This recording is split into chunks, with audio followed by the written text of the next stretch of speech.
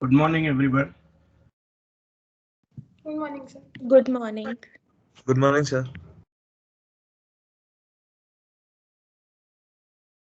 Okay, so yesterday I gave you some assignments uh, along with the complete walkthrough documents. So, did you all try that?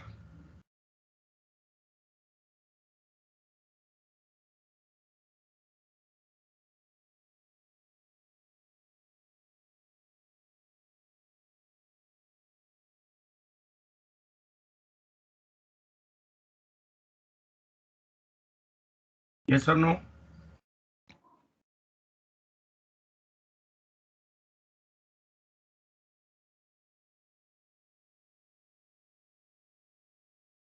Who has completed all the four? Raise hand.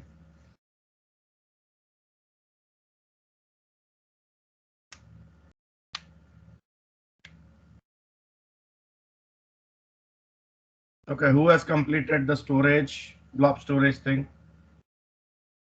Raise hand.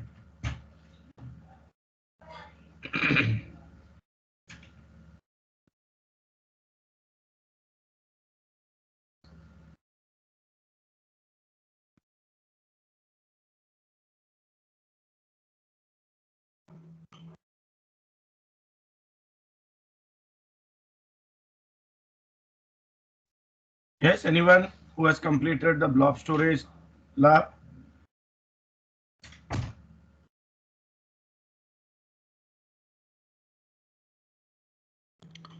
I got it halfway through only the Blob Storage one, Mm-hmm. but actually after that I stopped understanding that, so I didn't go Okay, ahead. no problem. No problem. So we'll be starting right from there. That is the blob storage being the first topic today. Then we'll talk about file storage. Then we'll talk about the infrastructure as a service solutions. Mainly our focus will be on provisioning the virtual machine in Azure. Then we'll be moving on to talk about the other more managed kind of NoSQL storage by the name Cosmos DB. We have a service in Azure for the same. Then we'll see the implementation of security in Azure-based applications using Microsoft Azure Active Directory services and the authentication library being used in the web applications to authorize the users. And then another feature in terms of security, like uh, the connection string we usually put into the config file, and the connection string is something which is confidential stuff. Uh, while using the SQL Azure, you might have noticed that we put the user ID and password also in plain text format there. So if someone gets the access to that web config file, the database becomes completely open to that person, right? So it's more vulnerable. So how do I keep that secured so that only the designated people get the access to it? And there also I can control that, okay, only the read only access should be there. The write access I don't want to give. So all that, how do I do? That's where we are going to talk about the key vault service that is provided by Azure. And then we'll be talking about the app service logic apps. Something to do with the workflow scenarios. Yesterday we saw that as the last thing with Azure durable functions, but with that we saw everything needs to be coded. Each function communication with the other function has to be coded, and that probably can make your implementation more and more complex and hard to maintain. So every time I may not need that behavior, I may be looking for some simplified, graphical oriented solution to carry out the task one after the other. So in such cases, there is a feature or service that Azure offers by the name Logic Apps. Okay, so let's start quickly with the first part. Here we discussed about the storage services that Azure actually offers us. If you remember, we spoke about the blob storage, file storage, table storage, queue storage. Let me explain what these are. Blob stands for binary large objects, right? So if you have some objects which have huge amount of data into it and they are basically encoded in binary format, you can think of using blobs to store them. Even files also can be stored in the blob as an object, but then we do have file storage also, which is nothing but a cloud file share service. Now, if file storage is there where we can store the files, why would I like to go for storing files in the blob? If I'm looking to store only the files and do basic input output operations on them, it's okay if you go with file storage. Every time your application may not have the same requirement. Sometimes you need the file to be stored along with some additional data. Like if I talk about the portals like Naukri.com, it's not only the candidate profile that needs to be stored as a file, but the candidate details also needs to be stored somewhere. So the older ways were to store the candidate details in a RDBMS database and the path of his profile also being stored in the RDBMS database as an additional column, and then the file being stored in some file share. But when it comes to the query performances, that's where we used to take a hit. With blob storage, what you can do is you can store them together. You store the blob which contain your file, and the blob allows you to store the other data also in the form of metadata and properties. Now, with one single query statement, you can actually decide which candidate details you want to download, and you don't need to do another round trip to retrieve the file. The object is completely downloaded, and that means the filtered data is already there on the machine. You just need to pick up which blob you want to read and do the processing on it. So that makes the performance much more better for the files also. Okay, so I hope you understood the difference. File storage is plain file storage, just like your C drive or D drive. Just the advantage is it is cloud based, so it is highly scalable. If I feel that the space which was allotted to me is now looking to be getting full and I need more space, I can just place a request to the cloud service provider and I can get the increased space. Right? So that is the advantage I get with cloud-based file storage. But file storage stores only files. No extra metadata or properties are allowed here, which is what the blob comes up with in addition. Blob treats everything being stored into it as an object only. So processing those objects at the application level is also much more easier. Is it clear?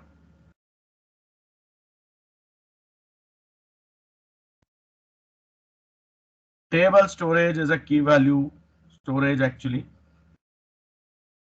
One of the format that is used by NoSQL. Now what is key value storage basically?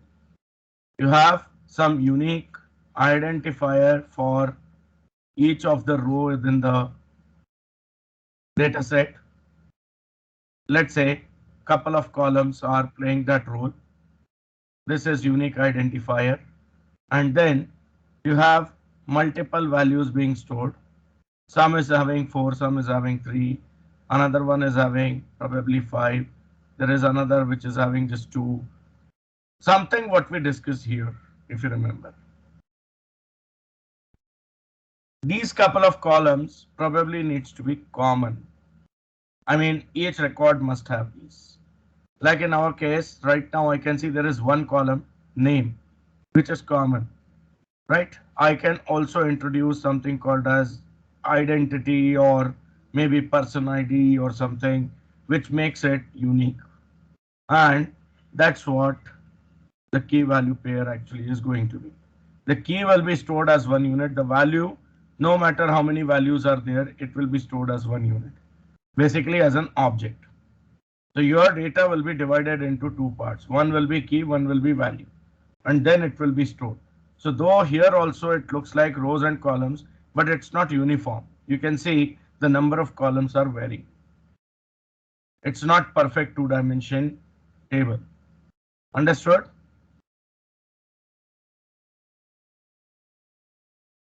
Understood? Yes, sir.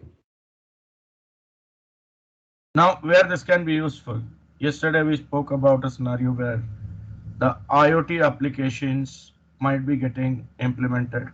When I say IoT applications, there are data items which are generated by different sensors. Each sensor will have sensor ID, location, right? I can probably create a key based on them to uniquely identify each sensor.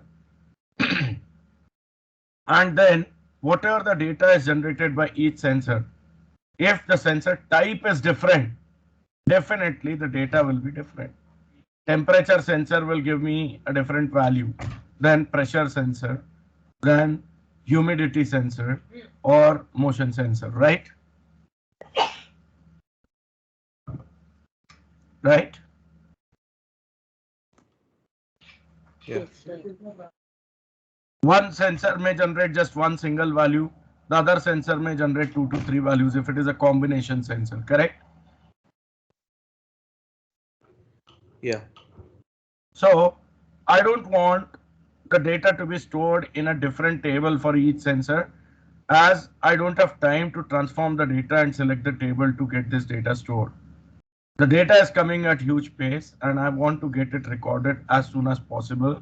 I have one table within which I can get it done, that is table storage. Understood? Yes, sir.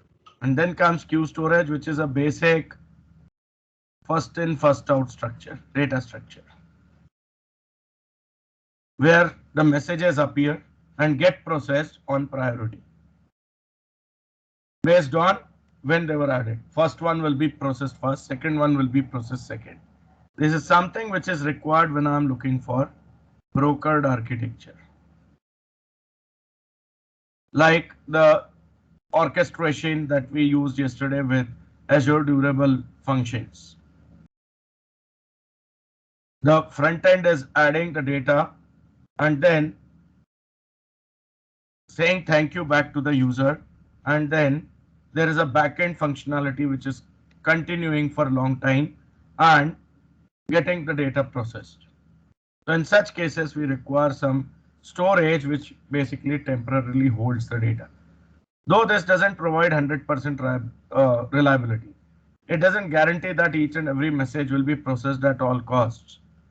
Its expiry is 7 days, cannot be reduced, cannot be changed, or I mean cannot be enhanced. It is fixed to 7 days, so it is having limited features. If you are looking for more professional queues implementation with all enterprise features, like where I should be able to decide the time to live, that means how long the message will survive in the queue, then if it is not getting processed within time, instead of dropping it, it should be moved to a secondary queue called as dead letter queue, and when there is no load on the main queue, the dead letter queue message can be re-added to the main queue and get a retry. Okay, and then the sessions should be allowed, the distributed transaction should be allowed. In that case, Azure comes up with a more queue focused service, that is Azure Service Bus queues, or simply I will say Service Bus. So that is a queuing solution properly. This is just a data structure being provided for simpler requirements, basic requirements. Its intention is to store the data. Here the queue's intention is to behave like proper queues, queuing solutions at enterprise level. Okay, we'll be talking about this also tomorrow. Is this understood?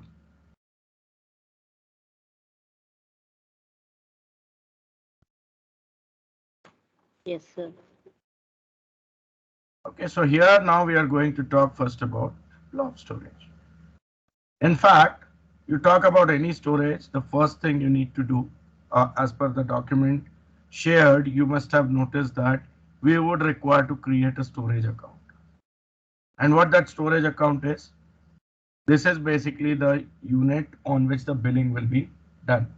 Based on how long you use the storage, how much data you stored into it. I mean, how much network services you use, and how much total data you stored. So network services are calculated based on how many read and write operations were there. So as far as the read operation is going on, network is used. As far as write operation is going on, network is used. And beside that, exactly how much data is stored. The cost is pretty low here. Now it has become very, very economical. Okay, because of the availability of the storage devices across the world in easy manner. But the thing is, that's what the storage account is used for. One storage account can serve all the four storage types. Understood? So let's see how the storage account is created. So probably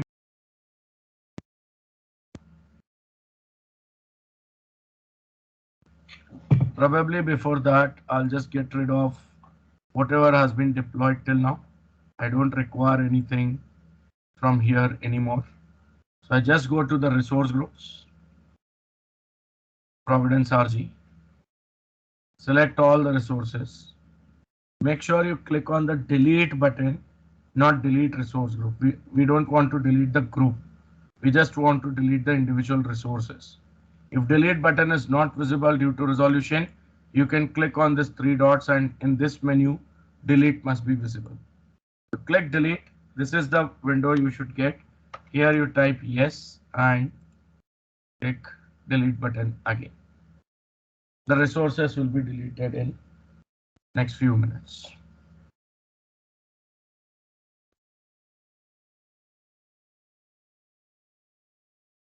Let's wait for a while.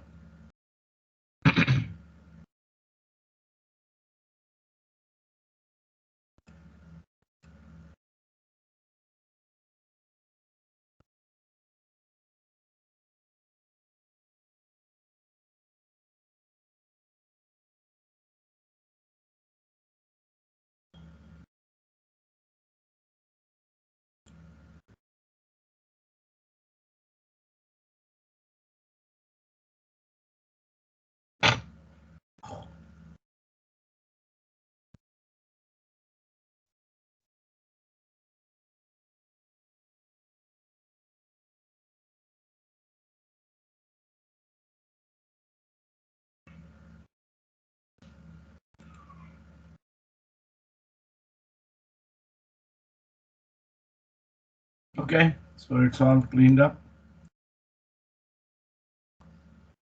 I close this, and back to the dashboard or the home view, where I start over with creating a new resource. What we are looking to do, we are looking to create a storage account. So in get started itself, there is an Hello, option sir. for storage account. Yeah, Sir, if delete option is not present, what we should do, sir? delete option must be there. Just click on the three dots at the end of that toolbar. If you click on that, there is a menu that pops up within which delete option will be there. Yes, sir. Got it? Yes, sir. Got it, sir. Yeah. So that happens because of the resolution. If your screen is big one with higher resolution, it will appear right in the toolbar. But if it is a smaller one or with lower resolution, it may not appear in the toolbar. It goes out of the screen within that extended menu. Okay. Yes, sir.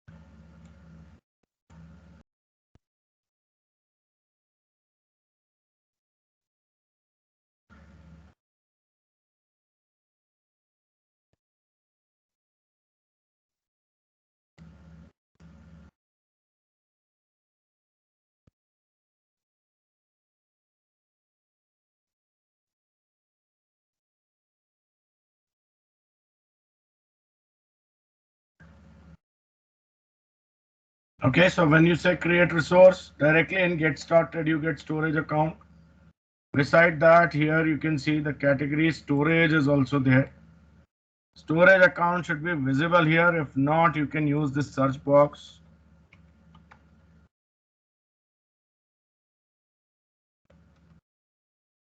You search for storage account. Just type storage account in the search box and you get it.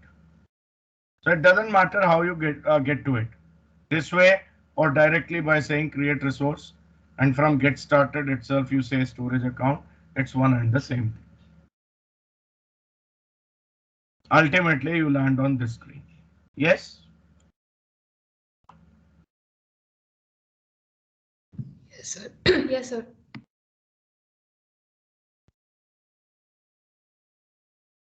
Subscription, you know what to select.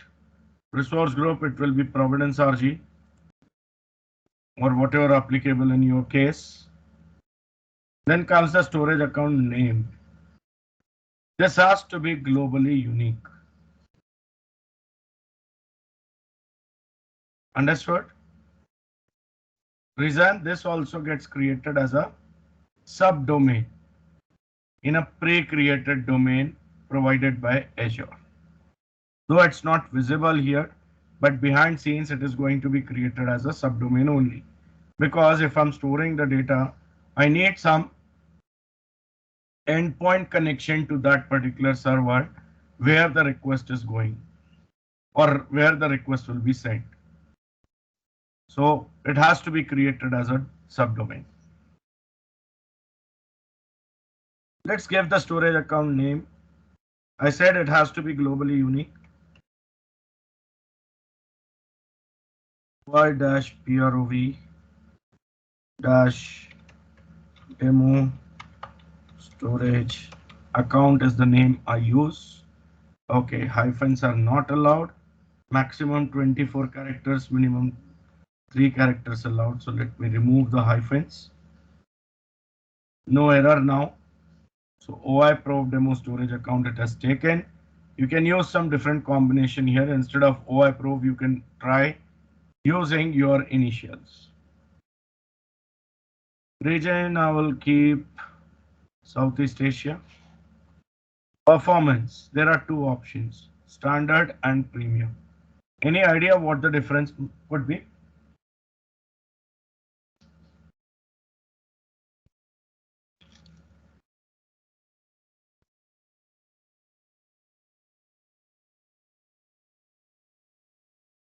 Yes. Seeing what has been written, I think the storage account will be available on multiple data centers for premium.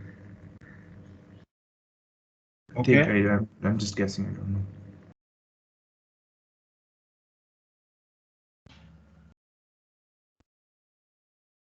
That's not the case actually. Anyone?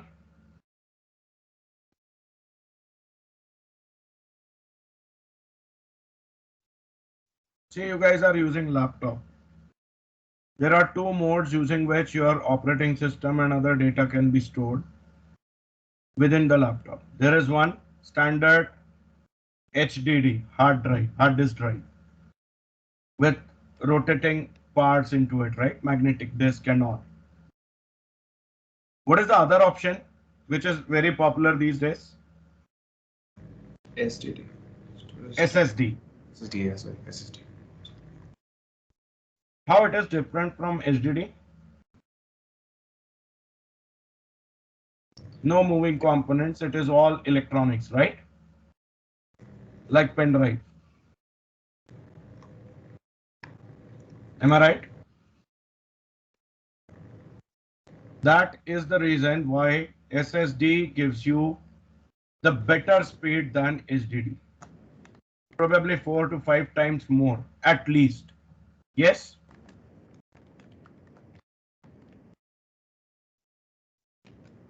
Yes or no?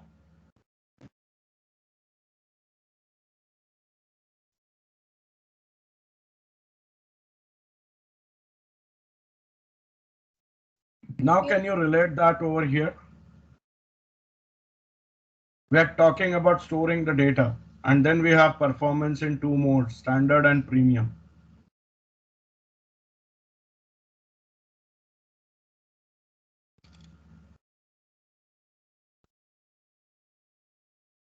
Behind scenes, within the data center, my data will be stored on standard hard disk drives if I select performance as standard.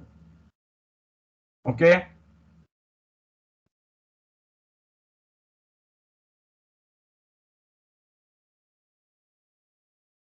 On the other hand, if I choose premium, my data will be stored on SSD so that I'll get the data more quickly. That's why it mentions recommended for scenarios that require low latency. Means data availability should be as fast as it is possible. Understood?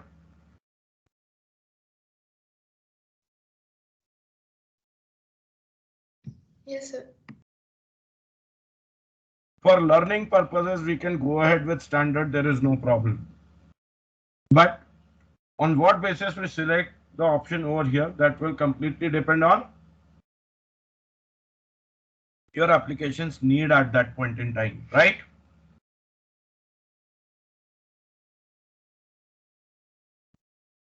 Now, there is redundancy. There are 4 options it is showing for standard performance. If I select premium,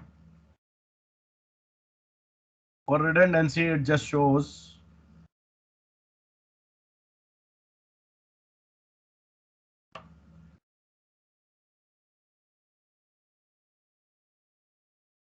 one or two options only. Depends which region you have used. And again, the premium storage you are using for block blobs, page blobs, or file share. Based on the selection here also, it will basically provide you the options here. Suppose I am going back to standard and I am looking at these 4 options. Just read the description and tell me what these options are. And before that, first tell me what do you understand by the term redundancy.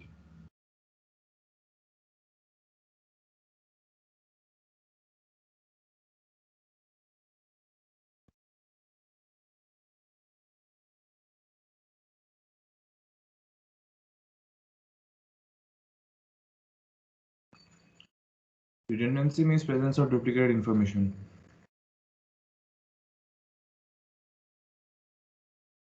That's right, Tushar. So this is something you are talking about the previous stuff, where the data availability is on more than one data centers. Right? More than one data centers means it's duplicate data, right?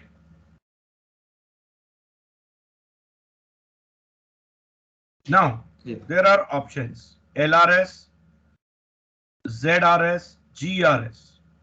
First, focus on the first 3 ones. Tell me what is the difference.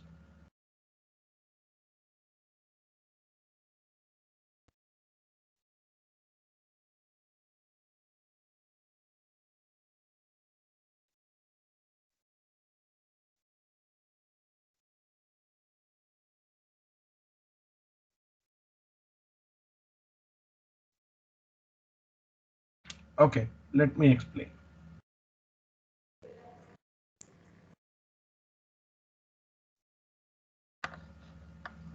Let's say this is my Southeast Asia region where I have my data center.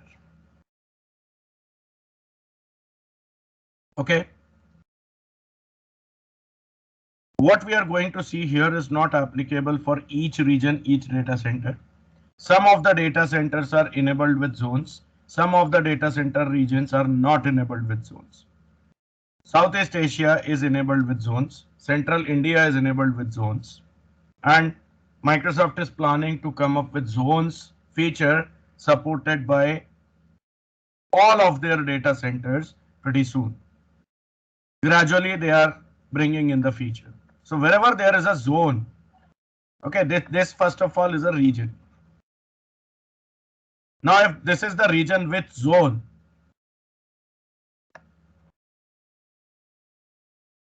what happens is there are 2 more data centers set up.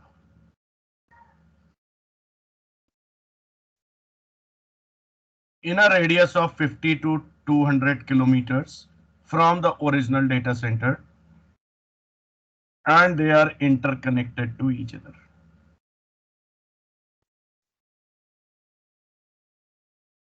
I said they are configured in a radius of 50 to 200 kilometers, minimum 50 to maximum 200 kilometers from each other. But still, this is viewed as one region.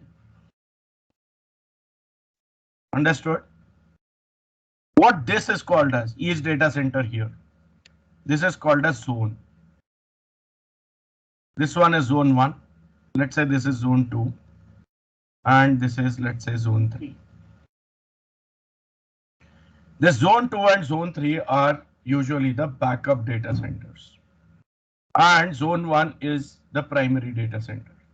So if there is a user trying to access the data for read-write purposes, most of his requirements will reach zone 1 only.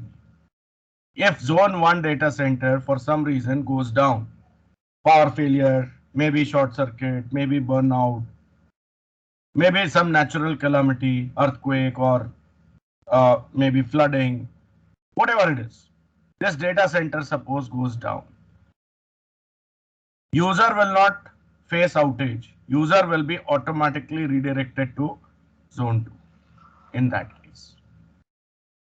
And because there is a redundancy established here, the zone 2 is already going to have the user data. Do you get it?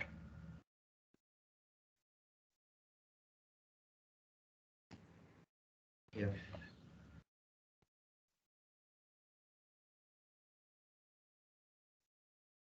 So zones are for the backup, right? Standby data centers. Yes? If primary data center becomes unavailable for whatever reason, there are secondary data centers or standby data centers which will be working for us. Got my point?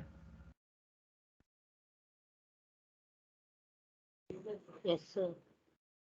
If I am looking for this level of redundancy only, I would be actually using LRS, local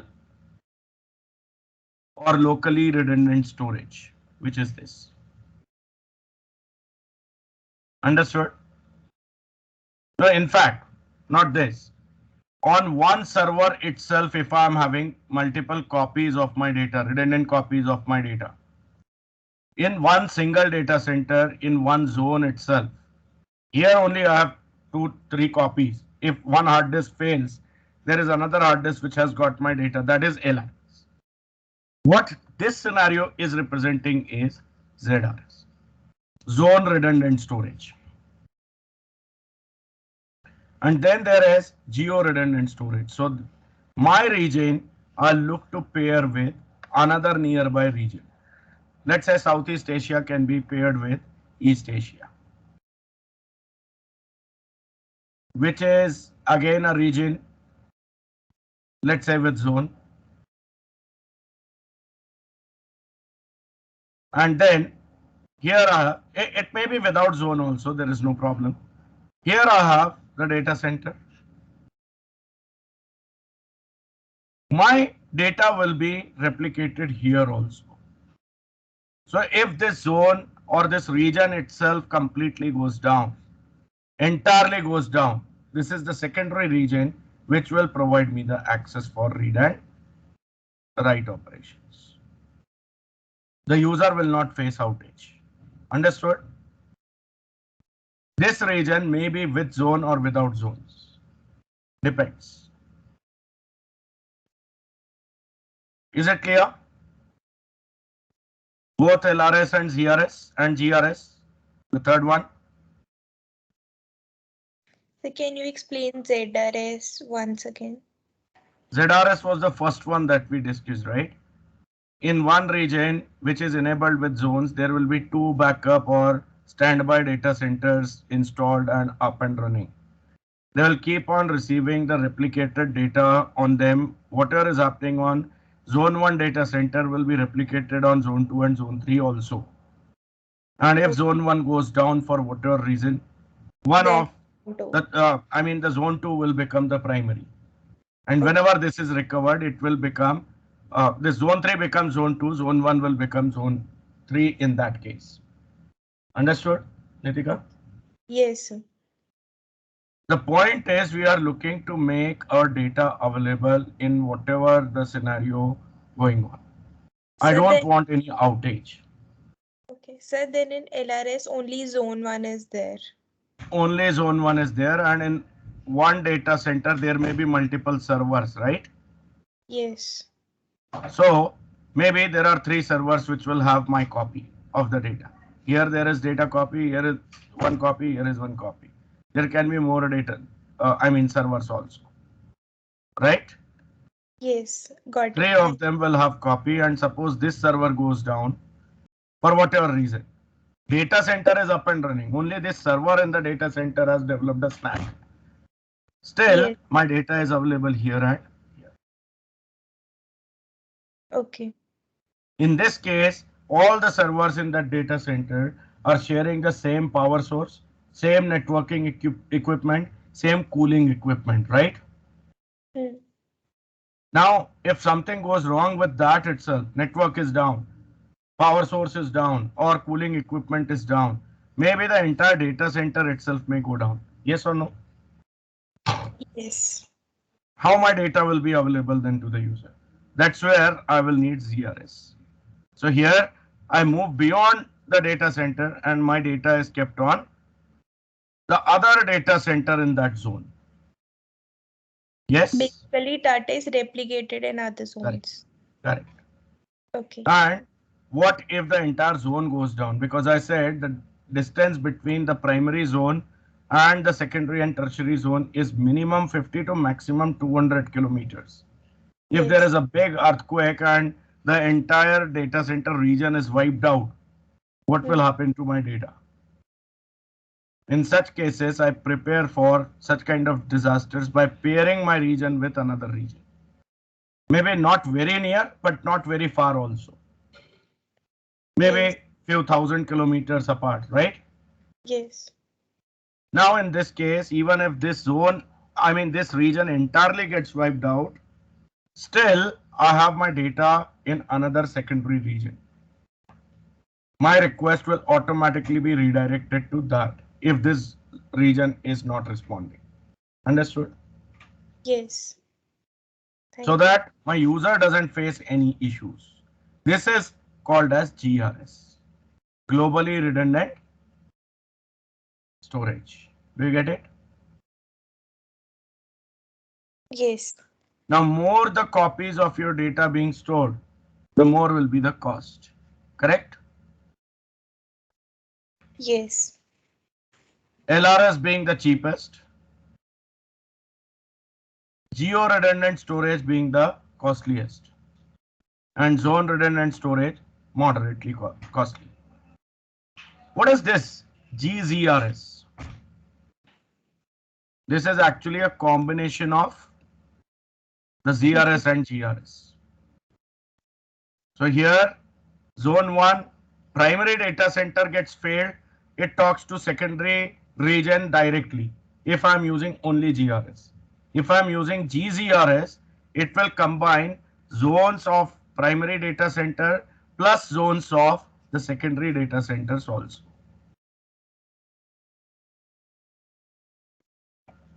for added protection and added high availability. So total how many zones I have now? 6. It will be more reliable, right? Yes or no? Yes. Right, so that is GZRS. So that makes it the costliest one actually. Understood? Yes. But now we'll go ahead with LRS. Click next. What it is asking next? Require secure transfer for REST API operations. Basically, it configures SSL. That has become a standard these days, so let it be on. Enable blob public access means without logging on to the subscription, if the blob should be allowed to be accessible to anyone, that's what you enable here. This will depend on your application's needs. Sometimes we want this to be available to all without login. sometimes we want this to be restricted to specific logins. Then storage account key access, this is basically for the case where the blob should be accessible via some specialized key. Just like for functions we had key, for storage account also we have a key which plays the role of a password. So anybody having key should get the access. If that is the need, I should enable this. And then if Azure Active Directory authorization needs to be enabled, I have to do this so that the user who is authenticated by Azure Active Directory only will be able to get the access to this storage. The transport layer security minimum version ideally should be the latest one, but again it depends on your clients. If your clients are mix of clients with some legacy implementation also, you might need to downgrade to version 1.1 or 1.0 in that case. But in that case also 1.2, 1.1 also will be supported, right? With 1.2 selected, only 1.2 or later will be supported. Is it clear? Yes, sir. Data lake storage generation to enable hierarchical namespace. This is something which you will use if you are looking to make use of the storage data to be the part of big data analytics setup. As of now, we don't have a plan, so we don't check this. Data lake is a big data concept, right? And then we have SSH file transfer protocol. In case if we are using the Linux machines, there we might need this. Then here we have NFS version 3 that is applicable if the hierarchical namespace is enabled. In fact, this SFTP and this both are applicable only for hierarchical namespaces, means big data scenarios. Then we have allow cross-tenant replication. What it means is across two different subscriptions also, if you want to allow the replication to be allowed from within the application, then you have to select this. If you don't want that, in that case, just disable. And then there is interesting thing, access tier, hot and cool. Read the description and tell me what you think, what they are. What is the difference between them?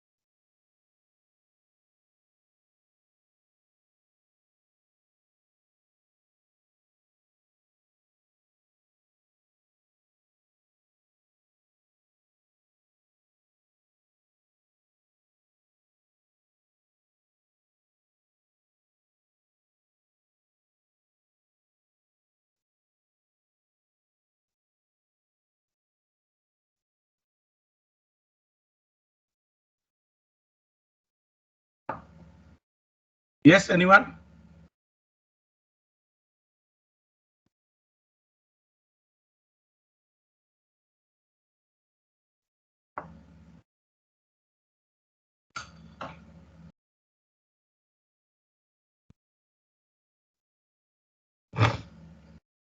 It's easy if you read this. Frequently accessed data to be available at a very fast pace. Infrequently accessed data, or where I am using the storage account for backup, it's okay if there is some latency.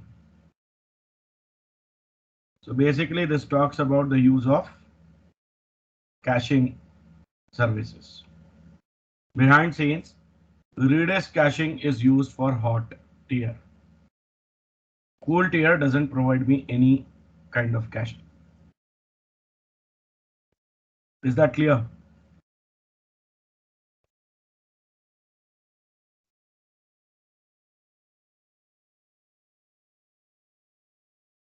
Yes, sir.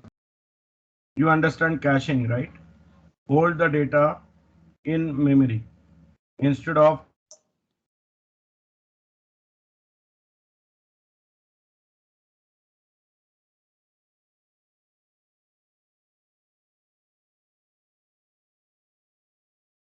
So could you just show the options for advanced that you have used? what? The first options in security options in advanced that you have used. I actually disconnected for a while. Initial part, okay. Yeah. So I just didn't change anything. It is the same which is coming by default. Okay. Nothing changed on this page as such. Okay, so everyone understand this, hot and cool? Hot means caching enabled. Cool means no caching enabled. And caching means holding the data which is frequently being used in memory. It is in memory so that the access to that particular data is pretty fast. Do you get it? Yeah. Yes. We'll go with hot. This hot is coming with additional caching service, so definitely the cost will be more. With cool, the cost will be less. There will be no cost applicable for additional caching service, right? Yes. Enable large file shares that may come into picture once again if you are using the file storage for integration with big data services, where files with huge amount of data being stored within them are being put into the file shares.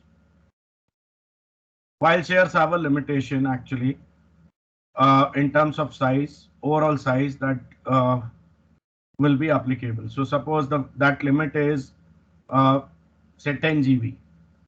Aggregate 10 GB data you can store within them. The file may be 1 MB or 100 MB or 1 GB. Aggregate of all the files cannot cross 10 GB. But what if you have a need more than that? This is just for example.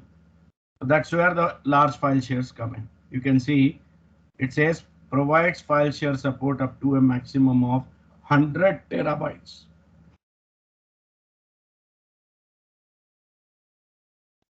Large file share storage accounts do not have the ability to convert to zero redundant storage offerings, and upgrade is permanent. You cannot change it. Do you get it? For now, we don't need this, so we'll say next. So we are on networking tab. Only two sections I see there. One is connectivity method, where three options it provides. Public endpoint, all networks, public endpoint, selected networks, and private endpoint. What does mean? Public endpoint, all network means from anywhere in the world, using any network, you can connect to the storage. Understood? If you have the right credentials. Understood? Public endpoint selected network means I'll be required to whitelist some networks from where the request for connection can be fulfilled. The other networks which are not whitelisted will not be allowed to connect at all. Is it clear? Yes. See here, if I select this, it actually asks me to select the networks. These networks are supposed to be virtual networks. And there is private endpoint, which is an enhancement over public this public endpoint selected network. What it says is my storage account itself will be put inside a virtual network as a member. So the members of that private virtual network will all be able to access this storage account directly, but anyone else from outside will not be allowed. This becomes more secure option. Okay, so for now we'll be going with public endpoint all networks, and then comes the routing preference. I'll go with Microsoft network routing. This decides how the request will reach the servers. Internet routing, there is no Microsoft control on that. Then I say next, I come to the data protection tab. This is more about the backup and restore services. So you can see the options that we have. Enable point in time restore for containers, enable soft delete. This soft delete means recycle bin feature. For blobs for containers, and then soft delete for file shares.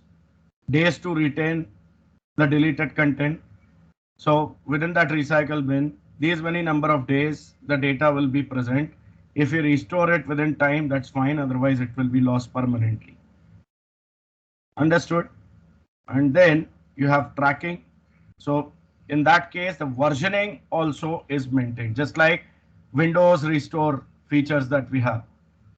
What Windows restore does, whenever you install something new on that machine, it creates a restore checkpoint, right? Wherein it just preserves the state of your machine at that point in time. And after installing the new thing, if your machine doesn't behave the way it should, something goes wrong, it's not working properly, you can just say go for Windows restore and restore it to the last known good configuration. Correct? You can select the checkpoint and you can say restore to that point. That is what done with the help of versioning. Each version is maintained.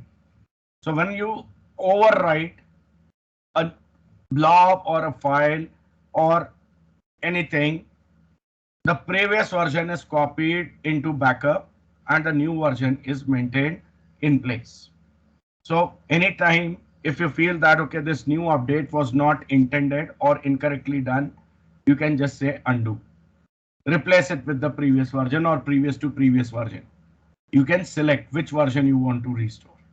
So that's what the permission we are given, whether we want this service or not. Enable versioning for blobs, enable blob change feed, and what kind of logs you want to be maintained. And then we have access control, which says enable version level immutability support, means the version once created cannot be changed. If we are looking for that feature also to be enabled, so that any small or big change will cause a new version to be created instead of overwriting the existing version. If we don't do this, for a small change, there is no new version created, it just gets the thing updated. If it is a big change, then only a new version is created by default. So if you are looking for very, very granular support for versioning, you should enable this. For now, I'm just going with all the defaults. Next. Encryption. Your data is stored in encrypted format in storage account. For encryption, I am sure you must be aware of that. We require some kind of keys, public and private key pair. Am I right?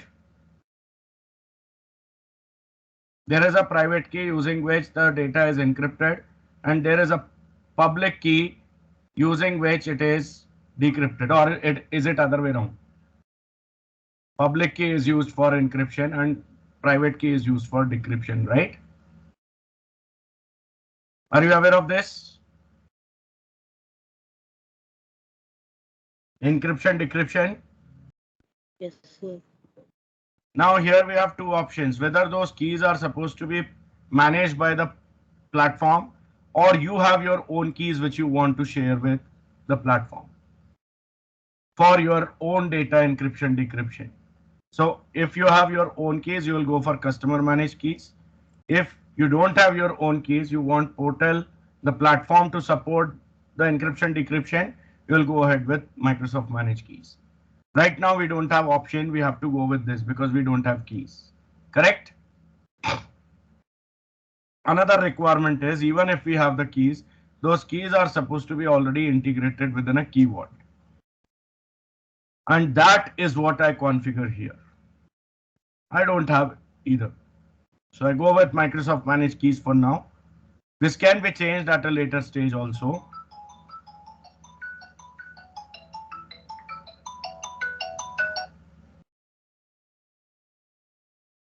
And then we have enable support for customer managed keys. For whom? Blobs and files only or all service types? So this also I can decide. For now I'm keeping all service types. In fact, doesn't matter what I select here because I've already not selected customer managed keys here. For this option, Microsoft Managed Keys, this will not make any difference. And then we have an option for enable infrastructure encryption. What does it mean? The data which is stored into the SSD or HDD also will be encrypted, not only during the transfer from server to client or client to server, if I enable this. But then the speed of retrieval and processing data will be little slow because every time you have to first decrypt the data and then you have to process it. Do you get it?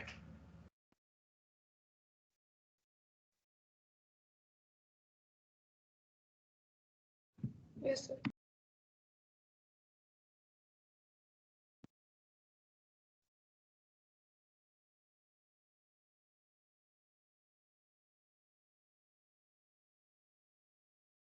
Let's say next. Provide the tags. Oh, we deleted our existing resources, so it doesn't remember them anymore. I just say created by, I type it.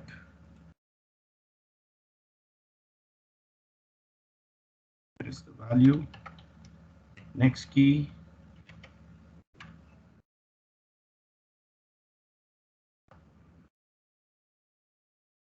Sir, before deploying, if you could just show like all the previous, just once, like Sure. it's all the standard, but Basics. Here we did some inputs. okay. Mainly storage account name was important, then region. The rest we went ahead with the defaults, right? Okay, yeah. Advanced, no changes. Okay. All defaults. Just make sure access tier is selected as hot. Okay. Next, all defaults Okay. in networking tab. Data protection. I just made this checkbox enabled, but that will not make any difference as of now. Okay. I'm not going to use that feature practically. Okay. Encryption also is default. All right. Tags Okay. we provided. Next and create. Okay.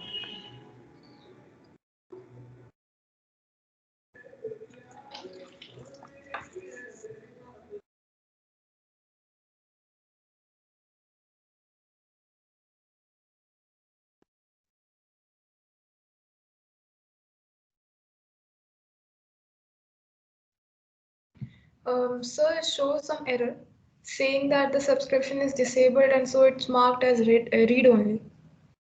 Okay, can you share your screen? Yep.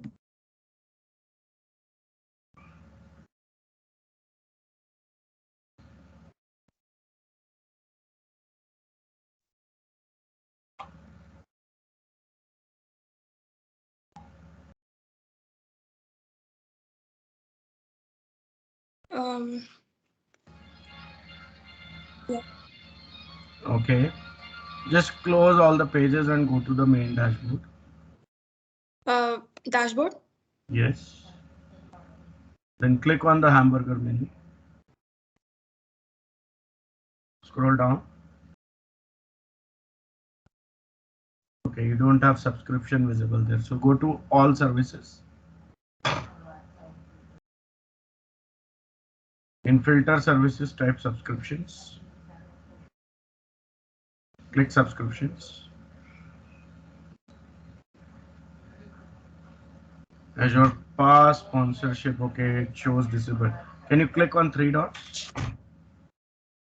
No. Click on Azure Pass sponsorship, the link.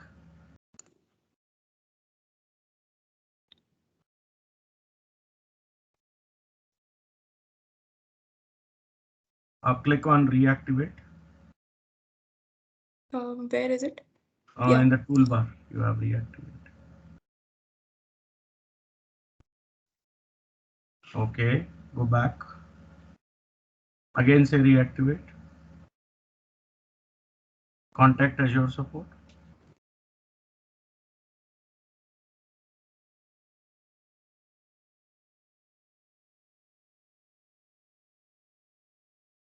Gives you $100 and I don't think $100 have been utilized so soon.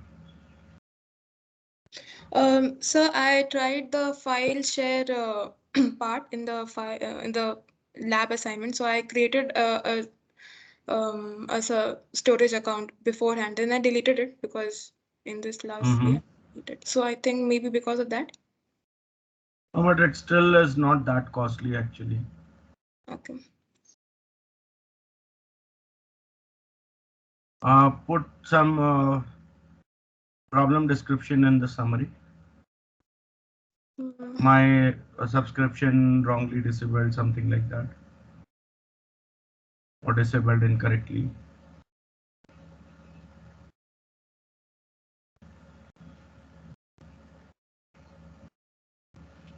Problem subtype you have to give.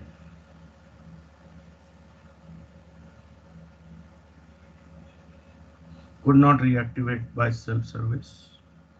Next.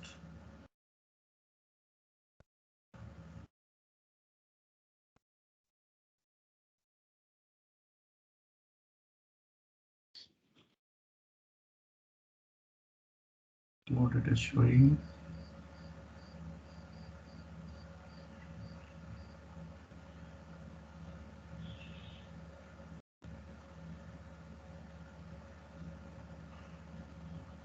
Next.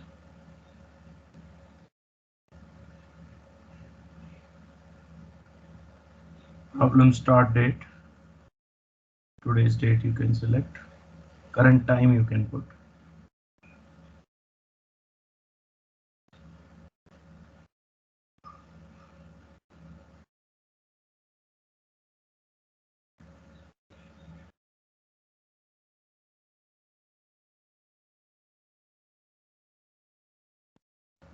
Subscription ID you will need. So just open another tab. Go to portal.azure.com.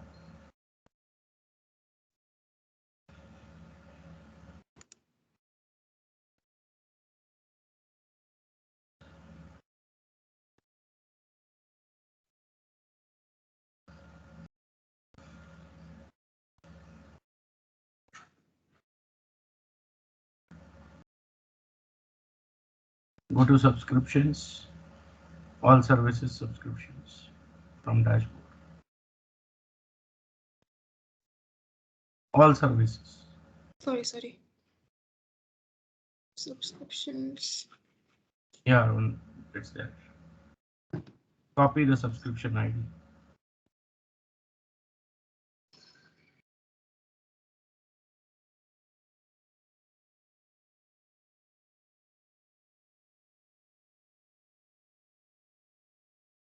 And again, provide the brief description of the issue.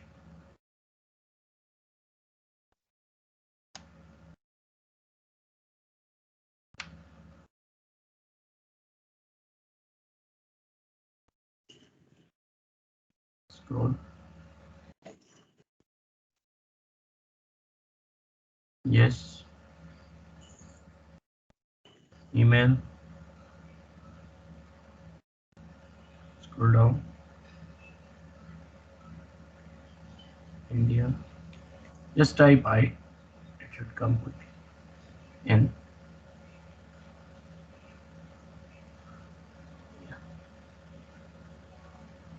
Next.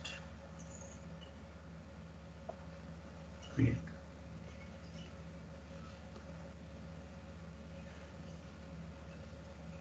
Meanwhile, go to the other tab. Click on Azure Pass Sponsorship.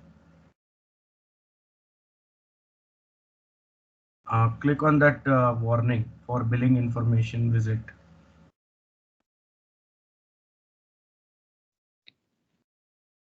Check your balance.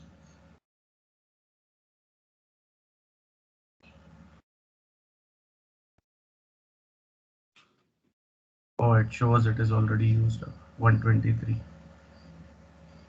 Yeah. Any other service you deployed? No, nothing else. Only the storage account. That should not take this much of usage. Okay, go back. No. In the third tab itself, just click on the back button. Usage details. It will show you which deployment costed you. Click that service. Where? Here? Yeah.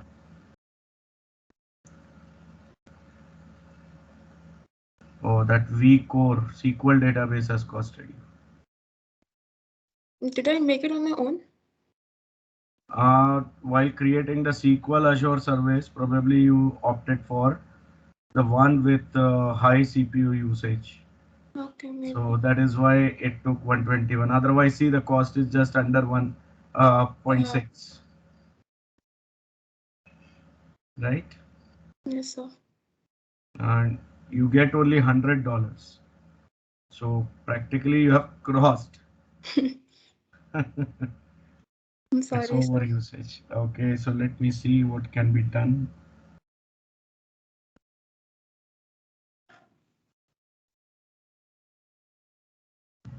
Just wait for a minute.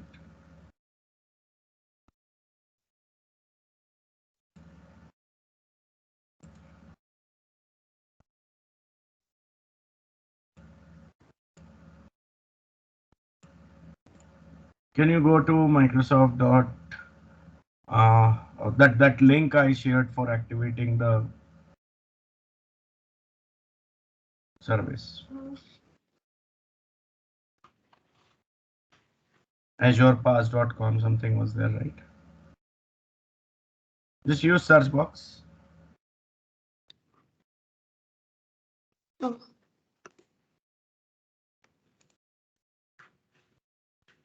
Where is the search box? On the top. Yeah, okay. Search, right? What does it start with? Azure Pass.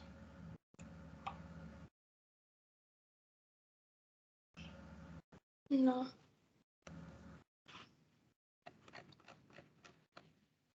Is this no? Wait.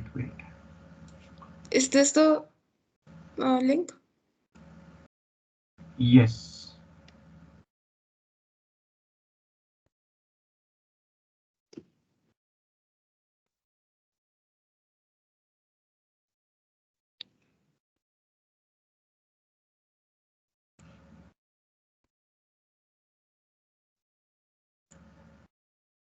Wait, I will need that code now.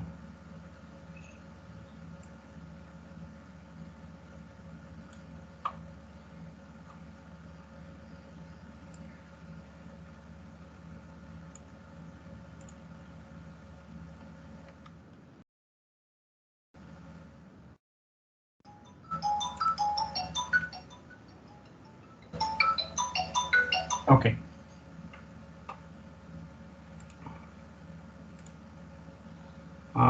Sign in. Let's see if we can activate with this account itself. Otherwise, we'll create a new account. Confirm. And go to the chat box. I'm sharing a new code here. So this is the last code I have.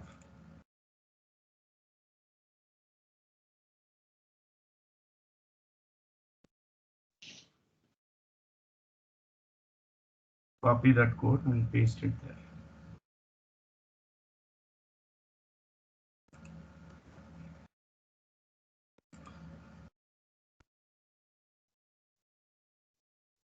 Claim. I'll just check just a second. Yeah, it's correct.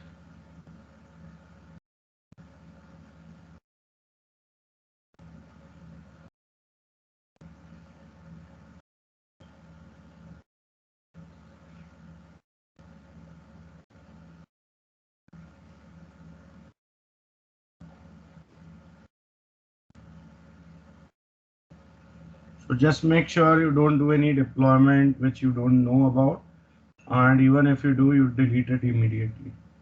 Look at the costing also. I cannot see your screen, Samriddhi. Just a second, sir.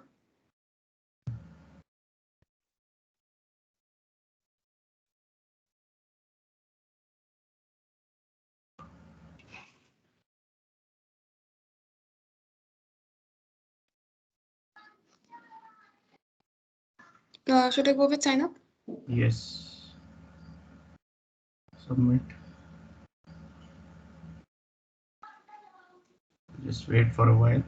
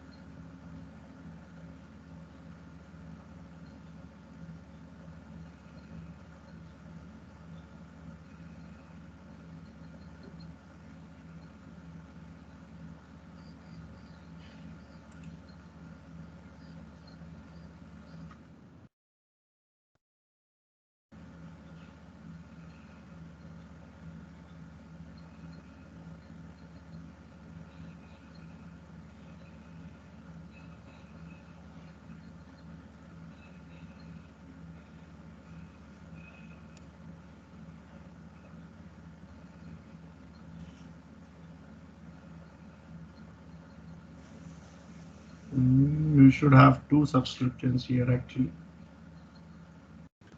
Can you click on that default directory username Default directory username. on the top right corner?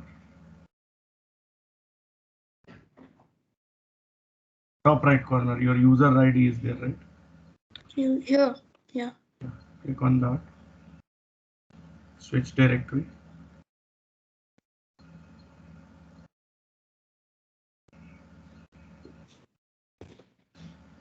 Okay, only this is the one. Yeah, there's one more. Yeah, so unselect the previous one and then select the other one.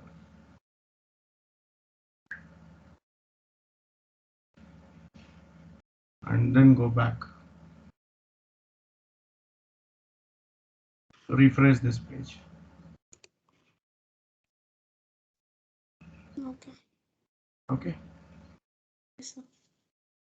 So now I have to create another storage account here, right? Yes. Okay. Because it was not created, no? Yeah.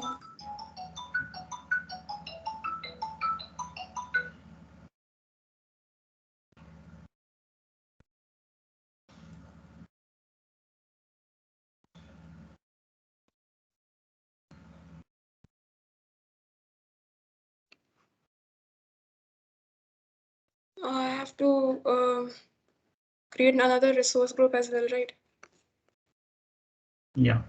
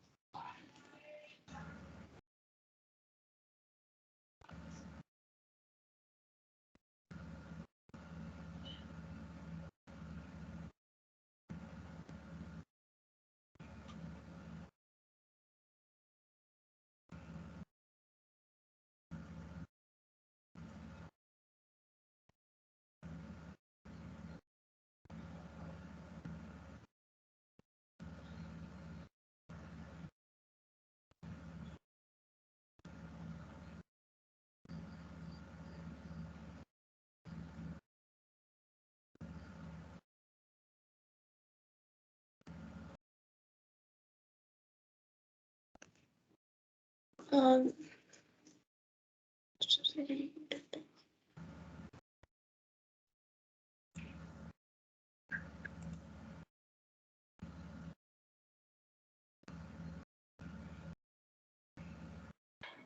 Scroll like full down.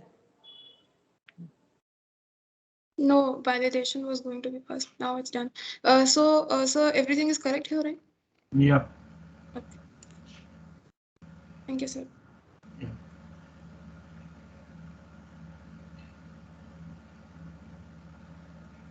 So once it is done, Samriddhi, just let me know so that we can proceed. Yes, sir.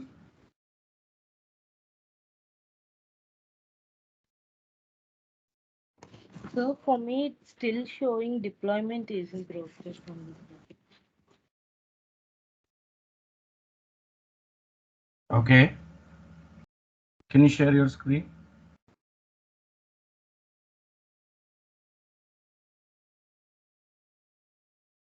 Sir, deployment is done. Thank you so much, sir. Okay.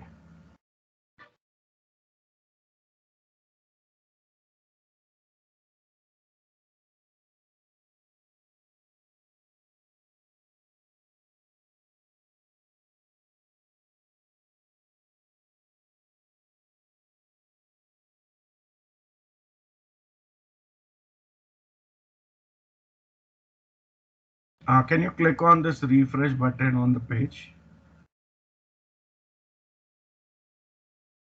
Yeah, it's complete. Yes, sir. Thank you. It was a JavaScript issue.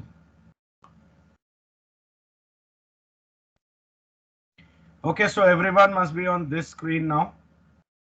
Am I right? Click on go to resource.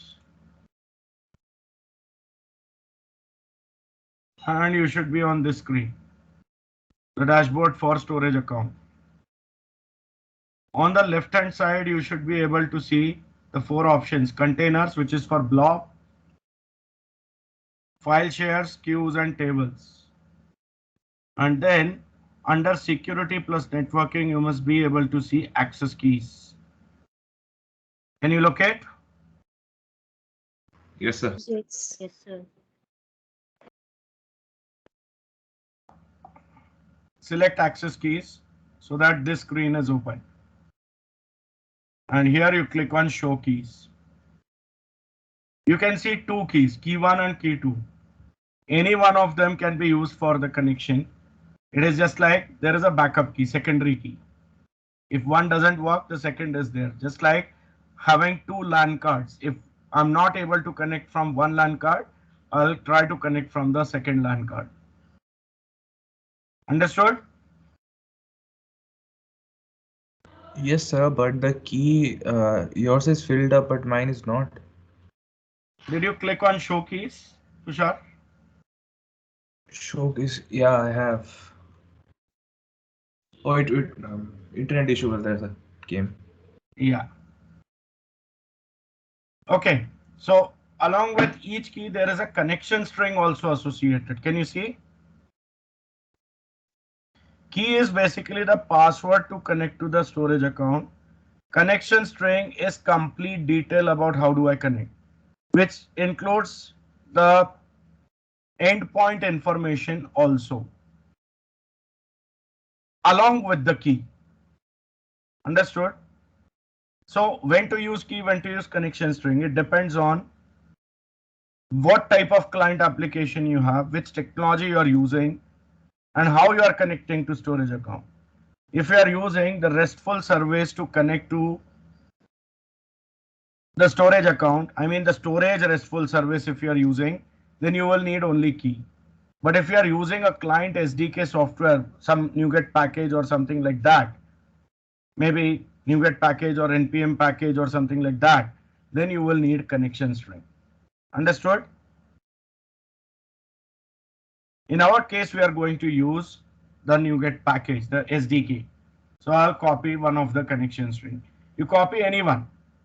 Connection string associated with key 1 or key 2, there is no problem. Just copy one of them. And open Notepad, paste the key there for our future reference. and then get back to the overview. Probably you can click containers over here. Some default containers it has created for its internal usage. We can create the containers from here as well, or programmatically also. What are containers? The top level container where all the blobs will be there. Each blob can further have folders and files or objects stored into it. Blobs can have subblobs also, and that is done with the help of folders. Understand? So to see the implementation, open Visual Studio now and take a new project.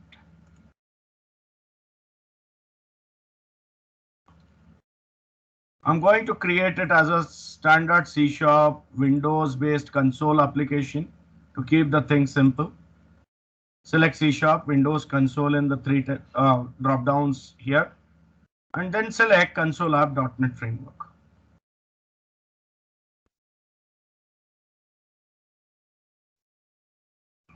In fact, you can go for console app.NET Core also, .NET 5.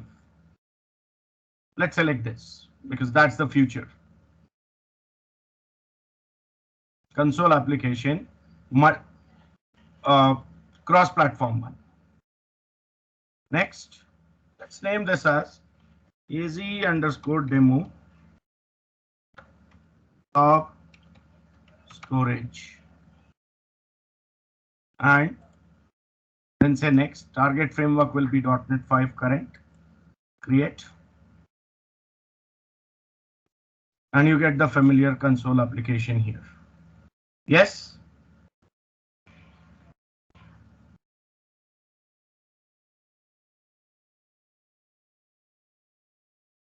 Yes.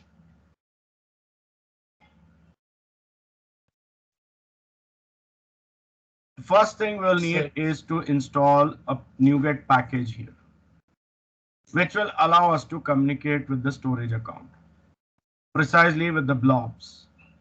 So for that, go to Tools, Nuget Package Manager console, plus, and then say install dash package azure.storage.blobs. This one is different from what is there in PDF. PDF is having the older version of this. We have got the latest version over here with this name. So this Azure.storage has been split into three, it said actually. Correct. So they have tried to make it as small as it is possible. Otherwise, it was one combined large package, which was increasing the overall package size. And if I'm not using the other things, why should I import it, right?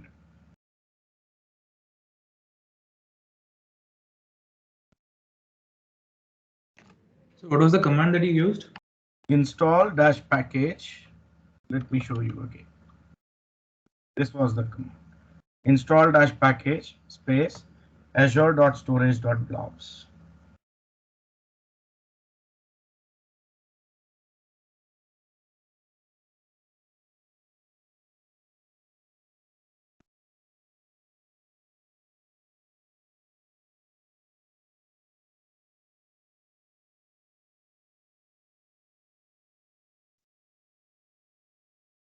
Done?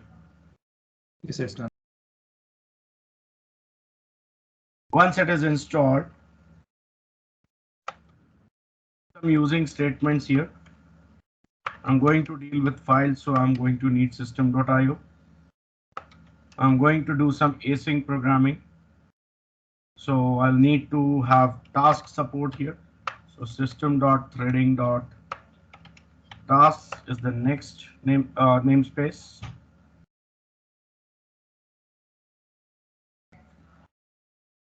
Okay.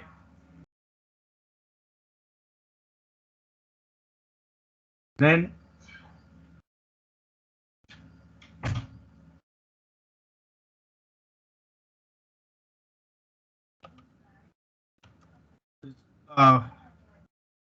azure.storage.blobs itself.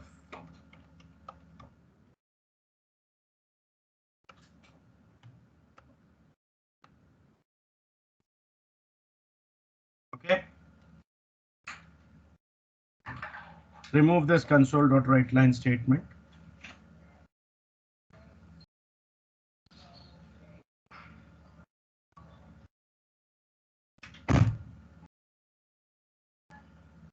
Done. Copy this connection string from Notepad. Go to Solution Explorer. Right click your project. Properties.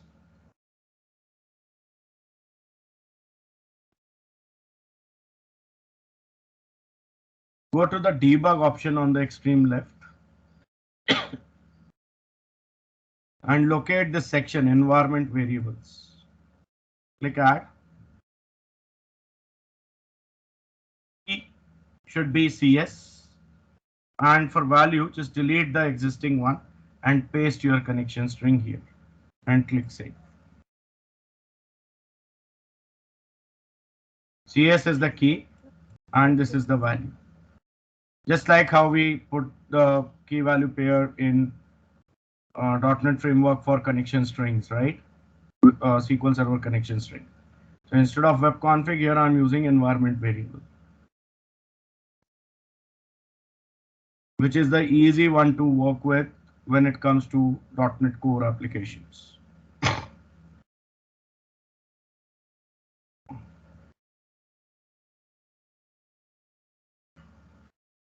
Done?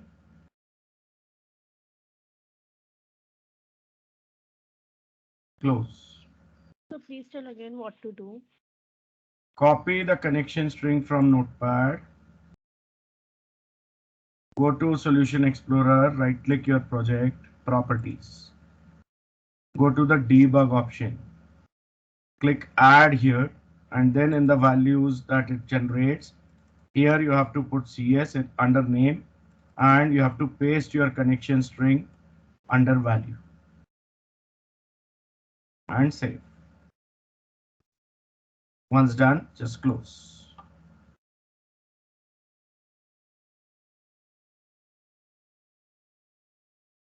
Done.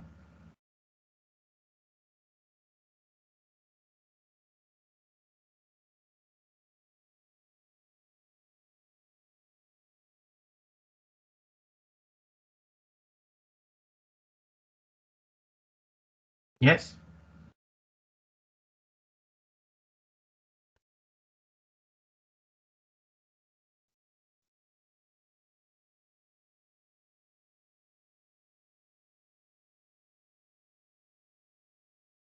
Yes, everyone done?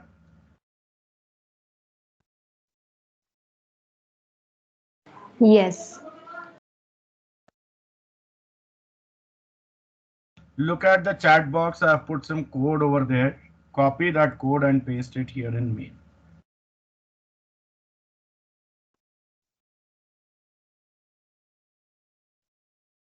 Just ignore the errors for a while. We'll fix the errors shortly.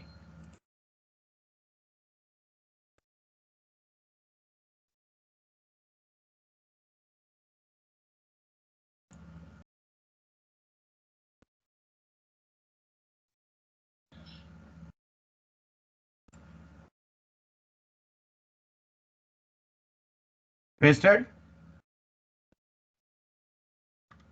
Yes, sir. Change your main method to look like this. Async that returns a task.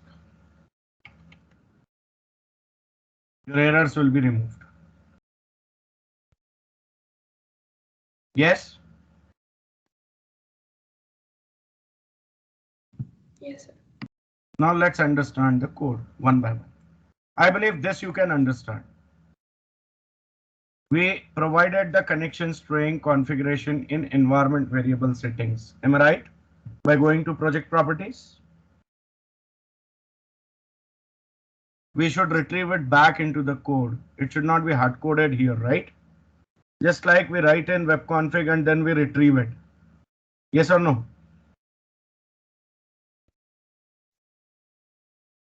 Yes or no?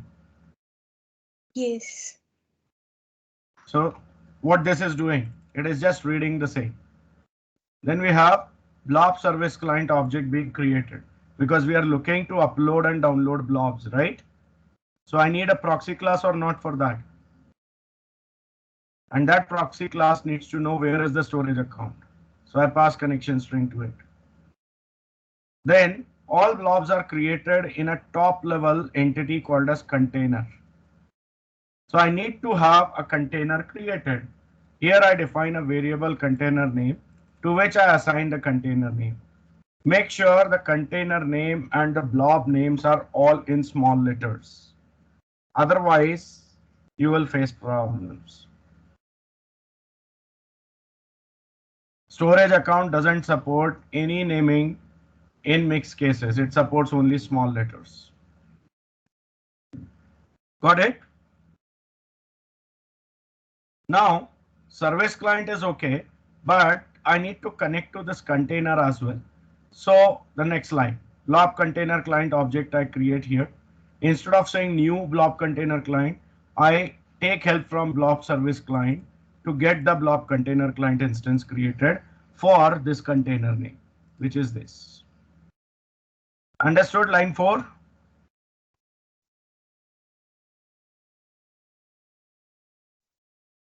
Yes or no?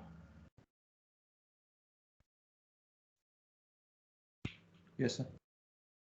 Line 5 is more of self-explanatory. Container client.create if not exist. What does it mean? It will check if there is container client already created, which means the container is already there in place. If it is not created, the container has to be created first and then the container client should be created. Understood?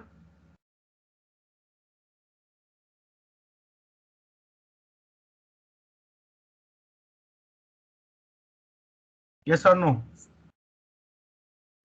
Excuse me, sir. Why is it async? Why does it need to be async? See, basically when you do these kind of operations, you don't know how much time it will take. So you don't want the blocking behavior over here. You should be able to see what's going on. If I want to keep the user informed that, okay, don't worry, though it's taking time, but it's working. It's not hanged. That's why async is required. So one more question. Unless we Yes. publish it, Yes. the container won't be created on the cloud, right?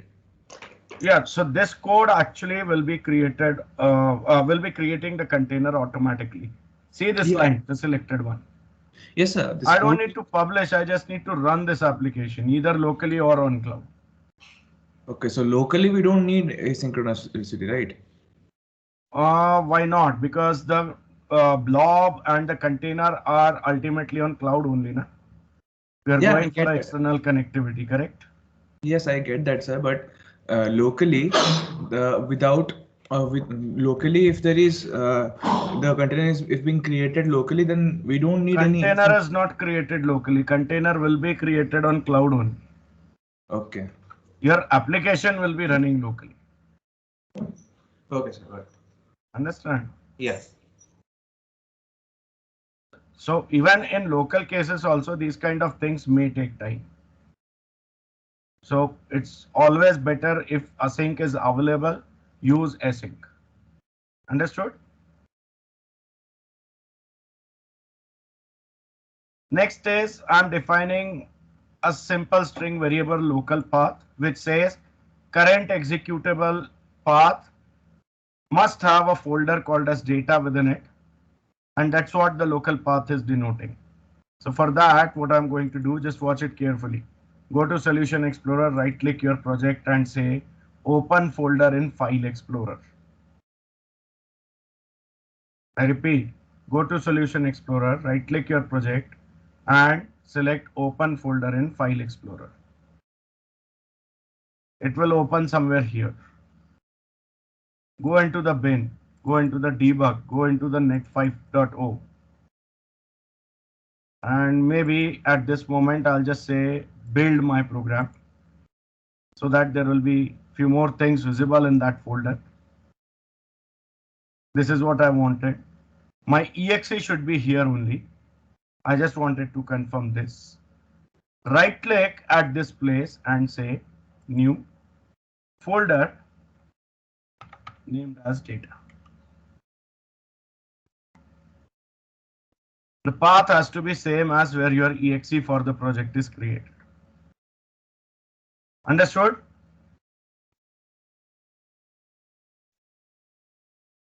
When we say open folder in File Explorer, we land here.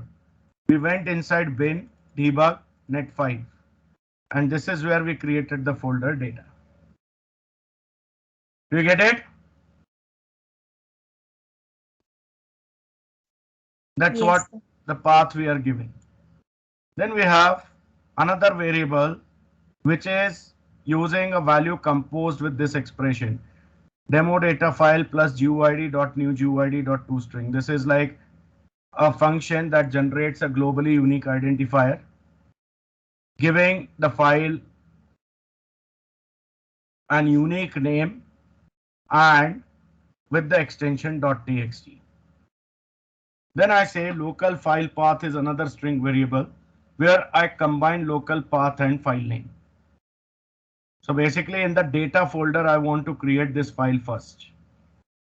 I say file.write all text async local file path sample data. This is the data which will be written in the file. It can be big also. And then I want to upload this local file to the blob. So that's where I use blob client, which I get created with the help of container client created previously for this file name. So basically a blob with this file name will be created. And then I inform the user that, okay, I'm uploading to the blob storage as blob client.uri, where it is getting uploaded, the URI I display. And then I say blob client.upload async, what to be uploaded. And then the second parameter basically must be something to do with overwrite. And yes, it's confirmed.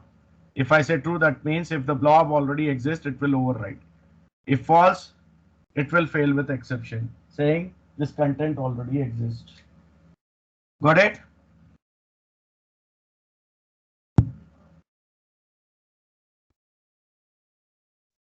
Got it? Yeah. Next part is about reading the blobs. Now there can be multiple blobs also, right? So we are saying I'm showing the list. Here goes for each container client dot get blob async. Whatever the number of blobs are uploaded, get entire list, and for each blob, display its name first. Then try to download that blob with blob client again for that name. Download path we are setting exactly the same as the upload path only, just that in the original file name I'm appending downloaded in addition to whatever the name was, so that I can differentiate which file was uploaded and which file is downloaded. And then download to async method is there, which takes in the path for where to download and just downloads everything. Understood?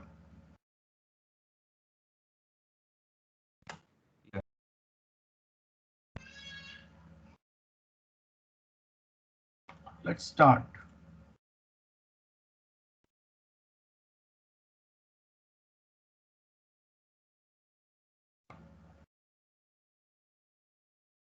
Let's say is uploading to so and so, listing blobs, only one was detected, downloading blob 2. Here if I go to the data folder, I should say two files there. One is the original one is the downloaded one. If you double click, that is what we wrote to that file. I run the program again.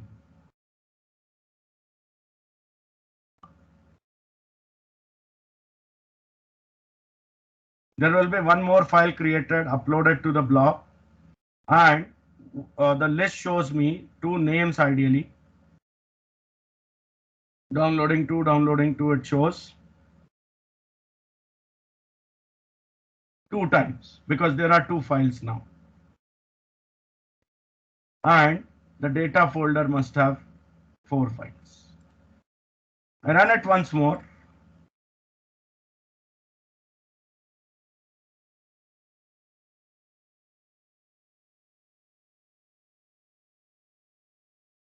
This time it shows me 3. So there should be 6 files here. And if I go to the portal, here if I say refresh, demo blob container has been created. If I see here, there are 3 files already uploaded. Yes?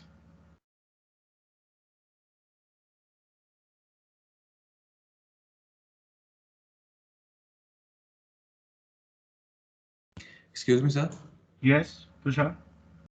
I have an error saying part of the path is not found, and I'm Okay. checking it net 5.0 data folder is not present. It should create it, right? Or should I create it? No, you have to create manually.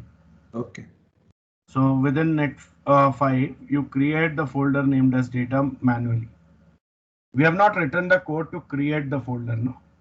Though it is possible, you can write the code accordingly. But see, that is not the feature specific to the blobs. That's why I didn't put that code. Okay, sir.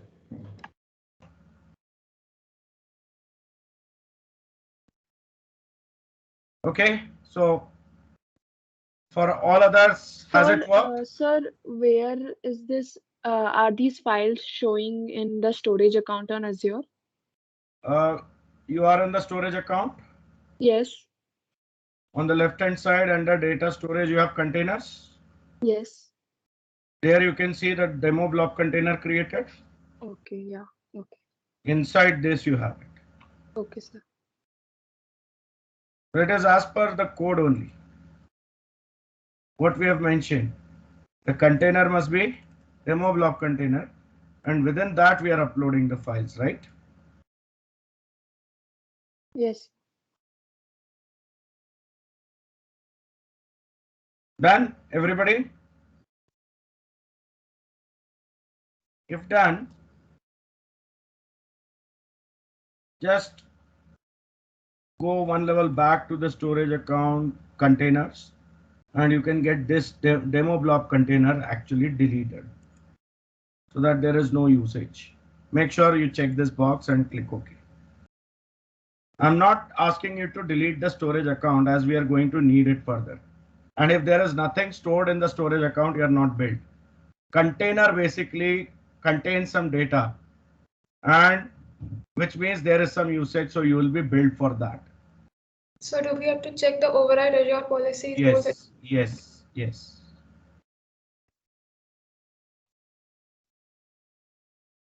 Only the default containers must be visible there. There should be nothing else. Okay. Time for the break here. After the break, once we resume, we'll be going ahead with the file storage quickly and then to the ER solutions. Fine. We'll resume our session at 11:45.